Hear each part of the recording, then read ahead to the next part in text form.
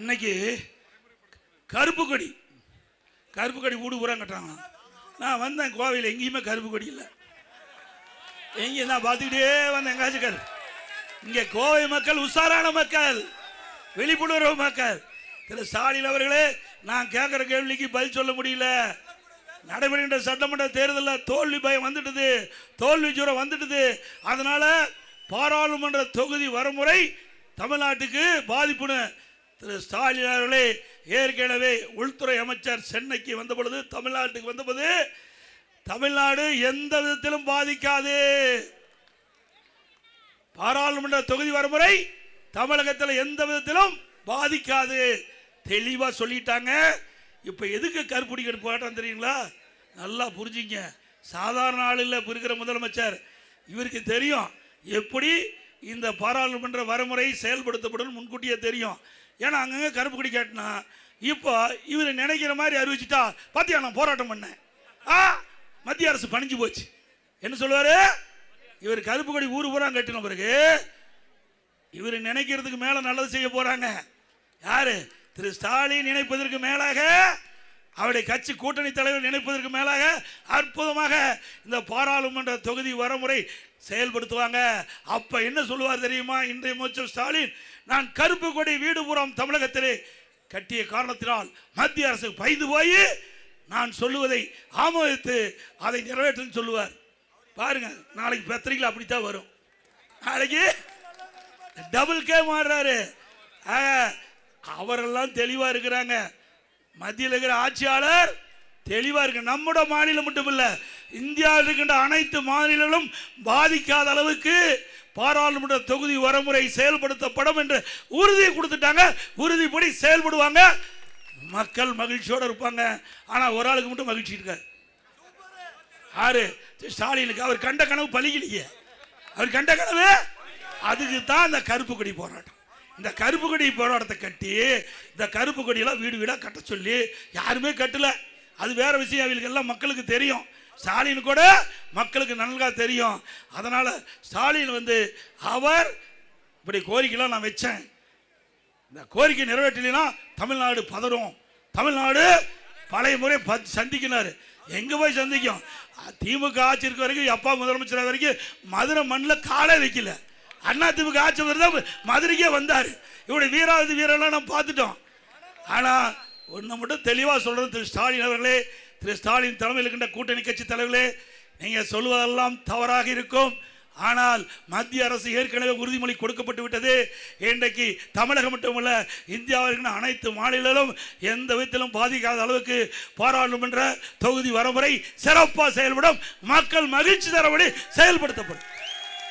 இந்த கரூர் அங்கிருந்து இங்க இறக்குமதி பண்ணிருக்க ஒரு ஆளு இங்க நிக்கிறார்ல, எவ்வளவு வழக்கு போட்டிருக்கிறார். கரூர் சட்டமன்ற தொகுதியில் அண்ணா திமுக காரன் மீது இந்த காவல்துறை பொய்யான வழக்கு பல போட்டிருக்குது. அத்தனையும் தோண்டி எடுக்கப்படும். அண்ணா திமுக ஆட்சிக்கு பிறகு தவறான வழக்கு பதிவு செய்த எவ்வளவு பெரிய அதிகாரி இருந்தாலும் கடுமையா நடவடிக்கை எடுப்பேன். அன்னைக்கு இருந்த பழனிசாமி வேற, இனிமேல் வர்ற பழனிசாமி வேற.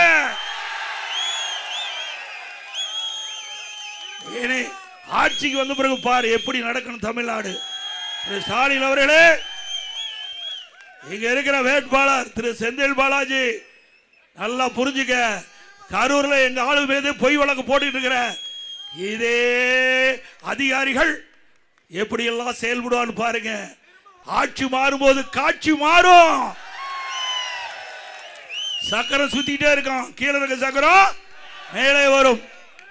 அரசு அதிகாரிகள் நடுநிலையோடு நடந்துக்குங்க.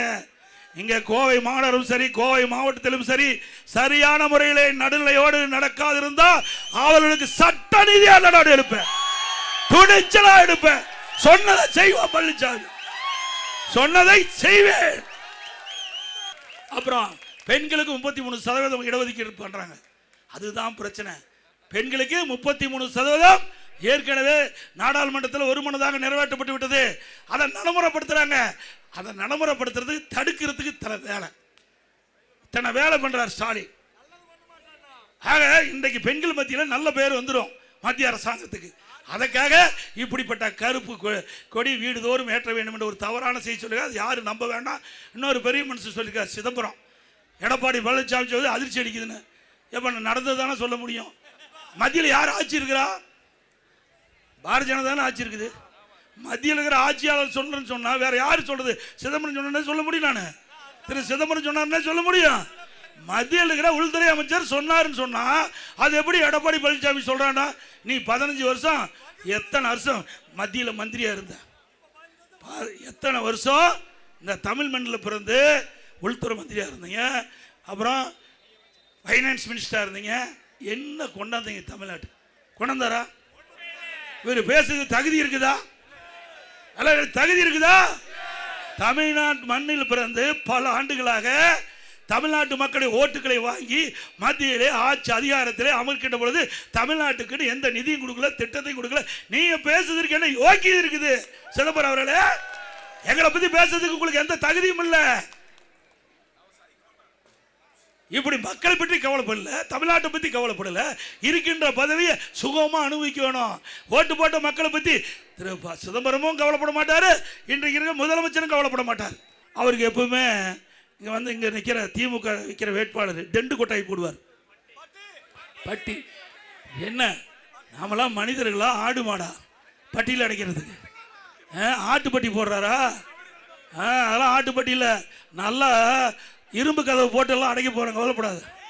நீ பட்டியலையே மக்கள் அடைக்கிற காத்துக்கிட்டு எப்படியெல்லாம் மக்களை வஞ்சிக்காதே, ஏழைகளை வஞ்சிக்காதே, வறுமையை பயன்படுத்தி மக்களை ஏமாற்றி கவர்ச்சிகரமாக பேசி தயவு செய்து தவறான வழியை பின்பற்றினா அது பின்பு உங்களுக்கு பின்விளைவை ஏற்படுத்தும் என்பதை இந்த வேட்பாளருக்கு, நம்ம ஏற்று நிற்கின்ற வேட்பாளருக்கு எச்சரிக்கின்றேன். இந்த டெண்டு போடுறது, இந்த ஆளை கொண்டாந்து அடைக்கிறது, இதையெல்லாம் விற்று நியாயமான முறையில் ஜனநாயக முறைப்புள்ள மக்களை சந்தி. அதே மாதிரி அதிகாரிகள் அதே மாதிரி தான் இந்த டெண்டு கொண்டாய் போடுறதெல்லாம் இந்த மாட்டை அடைக்கிற மாதிரி அதையெல்லாம் வேடிக்கை பார்த்துட்டு இருந்தா எந்தெந்த பகுதியில் எந்தெந்த அதிகாரி தக்க நடவடிக்கை எடுக்கலோ அதையெல்லாம் பட்டியல் போட்டு எங்க ஆளு கொடுப்பாங்க, எதிர்காலத்தில் பாதிக்கும். அதையும் நான் சொல்லிட்டேன். அப்புறம் சுயாட்சி வேட்பாளர் 18 பேரை போட்டு வச்சிருக்காராம். எவ்வளவு தந்திரம்! நான் தான் ஏற்கனவே சொன்னேன், நல்லதுக்கெல்லாம் மூளை பயன்படுத்த மாட்டாங்க. ஆண்டவன் கொடுத்த மூளை நல்லதுக்கெல்லாம் பயன்படுத்துவாங்க, கெட்டதுக்கு தான் பயன்படுத்துவாங்க. 18 பேர் போட்டிருக்காங்களாம். 18 பேர் பினாமியா சுயேட்சையா போட்டு அங்கங்க ஒரு கொட்டாய் போட்டு அமர வைக்கிறதா. இதுக்கெல்லாம் மக்கள் ஏமாந்துருவாங்களா? ஏய், கொங்கு பகுதியிலே தலைநகரம் என்பது கோவை. இன்றைக்கு இந்த பகுதியுடைய வளர்ச்சி இன்றைக்கு கொங்கு மண்டலம் பூரா பரவி இருக்குது. இங்க இருக்கிற தொழில் கொங்கு மண்டலம் பூரா பரவி இருக்குது. இன்றைக்கு சிறு தொழில் இங்கதான் அதிகம். அதிமுக ஆட்சிக்கு வந்தா ஜிஎஸ்டில பிரச்சனைனாங்க, அதை இந்த சிறு தொழில் மக்களுக்கு அதிமுக ஆட்சி உங்களுக்கு துணை இருக்கும், அதில் இருக்கிற இடர்பாடுகள் களையப்படும். அப்புறம் சட்டமன்றத்தில் இங்கதானே இல்ல, சட்டமன்றத்தில் என்னென்னலாம் பேசுறாரு தெரியுமா? இதே செந்தில் பாலாஜி திரு கருணாநிதி பத்தி என்னென்னலாம் பேசினாரு, கடுமையா பேசினாரு. சட்டமன்றத்தில் பதிவு நீக்க முடியாது. அதே திரு ஸ்டாலின் பேசினாரு. அவர் வந்து டிரான்ஸ்போர்ட் மினிஸ்டர் இருக்கும்போது, இங்க நிக்கிற வேட்பாளர் டிரான்ஸ்போர்ட் மினிஸ்டர் அதிமுக இருக்கும்போது இந்த டிக்கெட் அடிக்கிற மிஷின் இருக்கு பாத்தியா, அதுல ஊழல் பண்ணான்னு பேசினாரு. இப்படியெல்லாம் பேசிவிட்டு புனித நீராடி தூய்மையானவரா வந்து நிக்கிற மாதிரி அடையாளத்தை காட்டுறார். நல்லா பாத்துங்க, 5 கட்சி அமாவாசை. அவர் போகாத கட்சியே கிடையாது. 5 கட்சிக்கு போனதுல மட்டும் ஒரே 5 ஆண்டுல 2 சின்னத்துல நிறுத்தின பெருமை இங்க இருக்கிற வேட்பாளர்கள். முதல் அதிமுக நின்று ஜெயிச்சாரு, பிறகு அதிமுக இருந்து வெளியே நீக்கிட்டோம், போய் திமுக நின்று ஜெயிக்கிறார். அங்க பூரா வாரி விட்டார். இதே மாதிரி அதை செய்வோம் இதை செய்வேன், என்னுடைய கரூர் சட்டமன்ற தொகுதியில் தேனாரும் பாலாரும் ஓடும் எல்லாம் மக்கள் நம்பினாங்க, ஓட்டா குத்துனாங்க. நாமும் போட்டு இங்க வந்துட்டார். யாரு? தெற்கு சட்டமன்ற தொகுதிக்கு வந்துட்டார். தயவு செய்து அருள் கூர்ந்து நீ சிந்திக்க வேண்டும். ஒரு அரக்கன் மன்னிக்க முடியுமா? அரக்கன் எப்படிப்பட்டவர் உங்களுக்கு தெரியும்? அரக்கனை விட கொடியமானவர், அரக்கனை விட கொடியமானவர். அப்படிப்பட்ட மனிதாபிமானம் இல்லாத, மனித இரக்கம் இல்லாத ஒருவர் இந்த தொகுதியில் போட்டியிடார். அருள் கூர்ந்து தயவு செய்து கொங்கு நாட்டு மக்கள் விழிப்புணர்வுகள், சிந்தித்து பார்க்கக்கூடியவர்கள், எது சரி தவறு என்று எடை போட்டு அதற்கு தக்க தீர்ப்பளிக்கக்கூடிய மக்கள், இந்த மண்ணில் பிறந்த மக்கள், அவர்கள் நியாயமான தீர்ப்பை வழங்குவீர்கள், நல்லவரை தேர்ந்தெடுப்பீர்கள். திரு அர்ஜுனன் அவர்களையும் திரு ஜெயராமன் அவர்களையும் வாணி சீனிவாசன் தேர்ந்தெடுக்கப்படுகிறார். பிறகு கொரோனா ஒரு சோதனையான நேரமாக இருக்கிறதுனால மக்களை பாதுகாக்க வேண்டிய பணியை நான் ஈடுபட்டேன். அதை இலக்காரமாக வச்சுக்கிட்டு நீங்கள் ஏதேதோ தவறு செய்கிறீங்க. இந்த அரசாங்கத்தில் அதிகாரிகள் தயவு செய்து அருள் கூர்ந்து சட்டத்தின் மீறி நீங்கள் நடவடிக்கை எடுக்க வேண்டும். நீங்கள் அரசாங்கத்துக்கு விசுவாசமாக இருக்குன்னு நினச்சிக்கிட்டு தவறான செயல் ஈடுபட்டால் உங்களை யாராலையும் காப்பாற்ற முடியாது. நிச்சயமா சொல்றேன், உறுதிபட சொல்றேன். இந்த தெற்கு சட்டமன்ற தொகுதியில் சொல்றேன், யாராலையும் காப்பாற்ற முடியாது. தவறு செய்தவர்கள் எவரால் விட்டு வைக்க மாட்டேன். எவ்வளவு பெரிய பதவி இருந்தாலும் விட்டு வைக்க மாட்டேன். அதனால என்ன நடந்தாலும் பரவாயில்ல, அதை பத்தி எனக்கு கவலை இல்லை. தவறு செய்யக்கூடாது. நியாயமான முறையில் நடங்கள், நடுநிலையோடு நடங்கள்.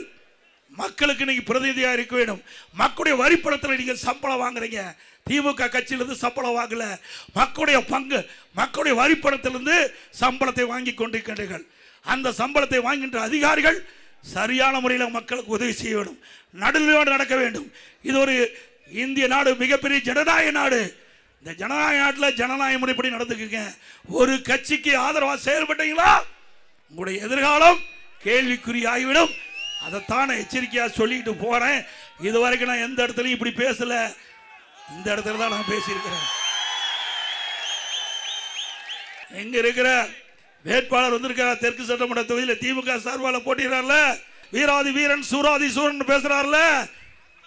ஆட்சி மாறினா ஆளே காணாம எங்க ஓடி ஒளிச்சுக்குவார தெரியாது. ஆட்சி மாறினா அவ்வளவு வழக்கு இருக்குது, அவ்வளவு வழக்குகள் நீதிமன்றத்திலே நடந்துட்டு இருக்குது. அவ்வளவு வழக்கு நடைபெற்றுக் கொண்டிருக்கிற பொழுது அவருடைய பேச்சு இந்த அதிகாரி கேட்டா அவரை காப்பாத்துறதுக்கே முடியாது. உங்களை எங்க போய் காப்பாத்துவாங்க? சிந்திச்சு பாருங்க. தயவு செய்து அருள் கூர்ந்து சிந்திக்க வேண்டும். அதே போல மக்களும் சிந்திக்க வேண்டும். நீங்க சாதாரணமா நினைச்சிடாதீங்க. நீங்க எவ்வளவு ஆசை காட்டுவாங்க, கவர்ச்சிகரமா பேசுவாங்க. தேர்தல் விதிமுறைப்படி நான் எதுவும் பேசக்கூடாது. நீங்க உங்களுக்கெல்லாம் என்னென்ன செய்வாங்க உங்களுக்கு தெரியும். அதை நம்பி ஏமாந்துடாதீங்க, தயவு செய்து ஏமாந்துடாதீங்க. இருக்கிற கூப்பி வேண்டி கேட்டுக்கிறேன். அற்புதமான வேட்பாளர் தெற்கு தொகுதி என்னுடைய அருமை நண்பர் அர்ஜுனன் அவர்கள் உங்களுக்காக பாடுபடக்கூடியவர். நான் முதலமைச்சர் இருந்த காலத்தில் மக்களுடைய பிரச்சனைக்கு தான் கொண்டாந்து கடிதம் கொடுத்திருக்கார். அவருடைய சொந்த பிரச்சனைக்கு ஒரு கடிதம் கூட கொடுக்கல. இதை விட நல்ல வேட்பாளர் எங்க தேடி கண்டுபிடிச்சு? இந்த தெற்கு சட்டமன்ற தொகுதிக்கின்ற ஒவ்வொரு வாக்காளரும் அருமை சகோதரர் திரு அர்ஜுனன் அவர்களுக்கு வாக்களிக்க வேண்டும். அருவ ஜெயராமன் சிங்காநல்லூர் சட்டமன்ற தொகுதியில் போட்டியிடார், அவருக்கு வாக்களிக்க வேண்டும். வடக்கு கோவை வடக்கு சட்டமன்ற தொகுதி சகோதரி திரும்ப வானதி சீனிவாசன் அப்படியே இடி மாதிரி, இடி எப்படி இடிக்குமோ அது மாதிரி சட்டமன்றத்தில் அற்புதமான கருத்தை மக்களுடைய பிரச்சனை எடுத்து வைக்கும். அவருக்கு வாக்களிக்க வேண்டும் என்று அன்போடு இந்த நேரத்தில் கேட்டுக்கிறேன். இன்னொன்னையும் சொல்றேன், இன்றைக்கு திமுகவில் கூட்டணியில் 39 பேர் வெற்றி பெற்று போயிருக்காங்க. எவ்வளவு பேரு? திமுக கூட்டணி கட்சி சேர்ந்த 39 பேர். இவர்கள் போய் எத்தனை வருஷம் ஆச்சு? இப்போ கிட்டத்தட்ட நாடாளுமன்ற தேர்தல் 24 முடிஞ்சதில்ல, 25 அதுக்கு முந்தையும் 19 ஜெயிச்சாங்கல்ல. ஏதாவது தமிழ்நாட்டு மக்கள் குரல் கொடுத்தாங்களா? அங்கெல்லாம் பெஞ்ச தேய்ச்சிக்கிட்டு இருக்கிறாங்க. நீ போறது ஒண்ணுதான், போகாது ஒண்ணுது. உங்களுக்கு ஓட்டு மக்கள்லாம் ஓட்டு போடுறது வேஸ்ட். உண்மைதானே? என்ன போய் தமிழ்நாட்டு மக்களுக்காக நாடாளுமன்றத்தில் குரல் கொடுத்து அழுத்தம் கொடுத்து பெற்றுக்கிறீங்க? இதே அண்ணா திமுக இருந்தது, காவிரி நதிநீர் பிரச்சனை வந்தது. அந்த காவிரி நதிநீர் பிரச்சனை வந்தபோது நாம பாரதிய ஜனதாவோட கூட்டணி அமைச்சிருந்தோம். அந்த காலகட்டத்தில் உச்சநீதிமன்றம் அளித்த தீர்ப்பை மத்திய அரசு வெளியிடுவதிலே காபதாம் செஞ்சது. உடனடியாக நாம் பல முறை கோரிக்கை வச்சோம். அப்ப மத்திய அரசு காலதாமம் செய்த காரணத்தில் தமிழ்நாடு மக்கள் விவசாயிகள் போராட தயாரானாங்க. அவர்கள் கோரிக்கை வச்சாங்க, நீ மத்திய அரசுக்கு அழுத்தம் கொடுக்கணும். உடனே மத்திய அரசுக்கு அழுத்தம் கொடுத்து 22 நாட்கள் நம்முடைய 37 நாடாளுமன்றத்தையே ஒத்தி வச்சோம். 22 நாட்கள்ங்க. இந்திய திருநாட்டுடைய சரித்திரத்தில் ஒரு கட்சி தமிழ்நாட்டு மக்களுக்காக, தமிழ்நாட்டின் உரிமைக்காக, விவசாய உரிமைக்காக 22 நாட்கள் ஓட்டு போட்ட மக்களுடைய குரலை நாடாளுமன்றத்தில் ஒழிச்சு 22 நாட்கள் நாங்கள் வந்து நாடாளுமன்றத்தை ஒத்தி வச்சோம்ல, கூட்டணியில் இருந்துக்கிட்டு. இன்றைய தினம் நீட்டுன்னு சொல்றீங்க. நீட்டு யார் கொண்டாந்தது? காங்கிரஸ் திமுக தான் கொண்டாந்தது. 2019 டிசம்பரில் மத்தியில் காங்கிரஸ் ஆச்சு. திமுக இருக்கிற காந்தி செல்வன் சுகாதார இணையமைச்சர். அப்பதான் நீட்டை கொண்டாந்தீங்க. கொண்டாந்தது அவர் தான், எதுக்குறது அவர் தான். யாரு கொண்டாந்தது, எதுக்குறதோ எப்படி பாருங்க, டபுள் கேம் ஆடுறாங்க. இதை பத்தி ஏதாவது நாடாளுமன்றத்தில் குரல் கொடுத்து ஒத்தி வச்சிருக்கீங்களா? அப்புறம் எதுக்கு நாடாளுமன்றத்தில் 39 பேர் நீங்க எதுக்கு இருக்கிறீங்க? தமிழ்நாட்டு உரிமைகளுக்காக போராட்டிங்களா? தமிழ்நாட்டுடைய திட்டங்கள் பெறுவதற்கு போராடினீங்களா? தமிழ்நாட்டுக்கு தேவையான நிதிகளை பெறுவதற்கு போராடினீங்களா? எதுவுமே இல்லை. ஆக இதையெல்லாம் ஒரு பில்டப்.